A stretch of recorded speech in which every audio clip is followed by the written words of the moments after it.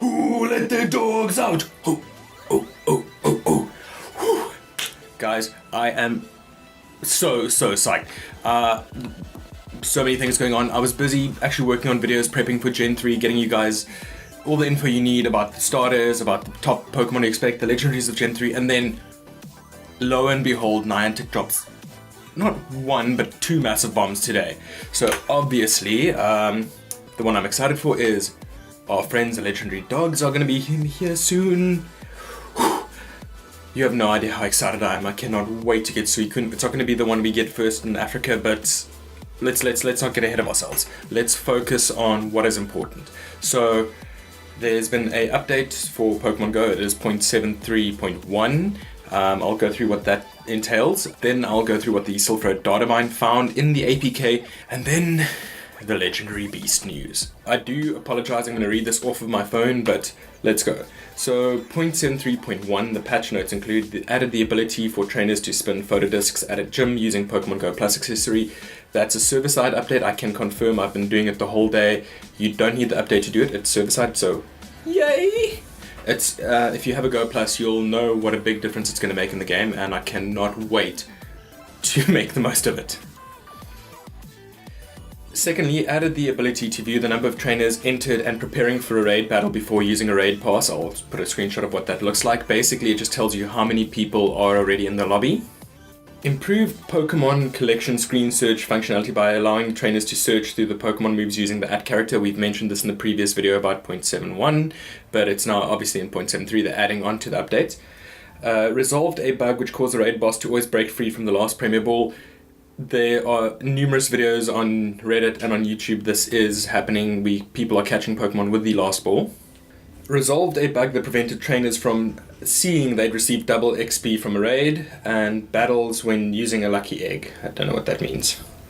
But let's jump into what Silph Road actually uncovered in the APK mine. So firstly, they found that there's new code that allows for sprite caching. This is hopefully to address the performance issues in terms of data usage and just phone memory. So basically what this should be doing, if it works like normal caching, is the sprites won't be downloaded every single time you go look at something. They'll be saved on your phone for a period of time until they get updated potentially.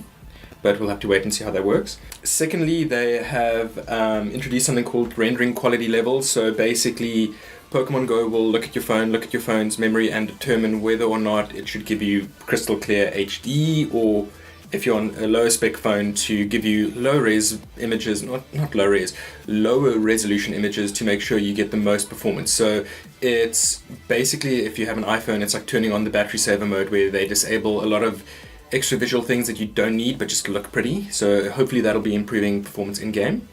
Number 3, new debugging tool specifically for memory leaks. So this is literally just Niantic gathering information, seeing what causes app crashes, what causes memory performance, and so that they can actually dig deeper into the code and fix the stuff. So it's not something that you're going to be able to see, but it's going to make the game a lot better down the line. Number 4, the Game Master intake has been overhauled. This is just performance things again. They're literally just updating the way the Game Master file gets pulled from the server, how your phone pulls it. It's just, this is all efficiency things. Can't really explain too much of that. There are Niantic platform namespace upgrades. Again, this is just mostly performance, but also sort of expanding, looking at how to expand probably Niantic beyond Pokemon Go. Don't know if anyone saw, they announced a Walking Dead AR game today, called Walking Dead World of Our Own, or Our World, or something like that.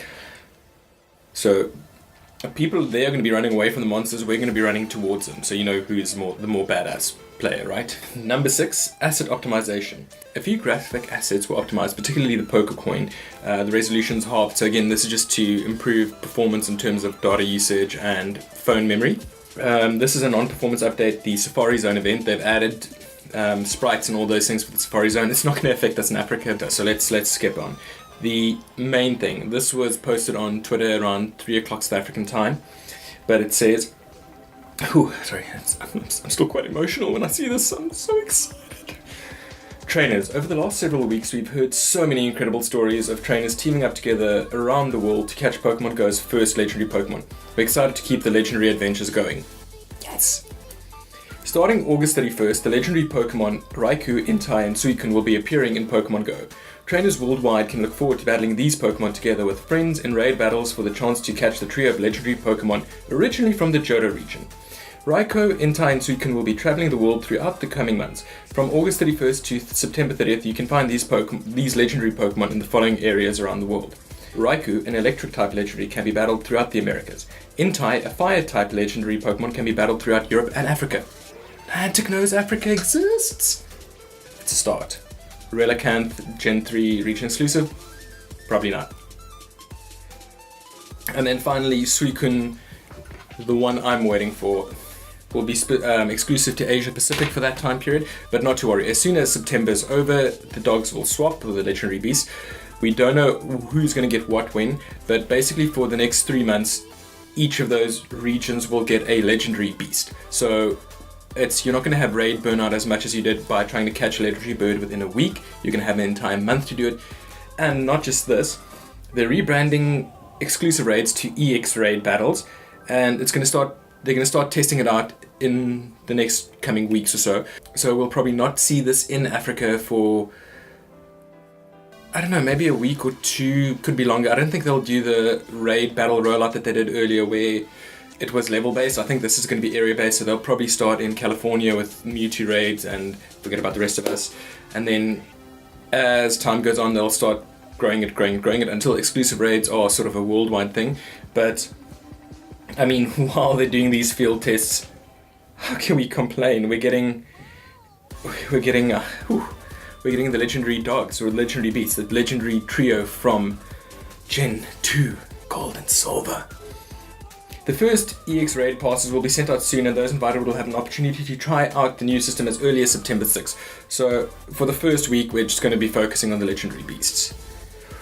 I don't know what to say. My head is sort of all over the place. I literally can't explain the excitement I have for this. I've been waiting for these legendary dogs. I didn't think we'd actually get them before Gen 3.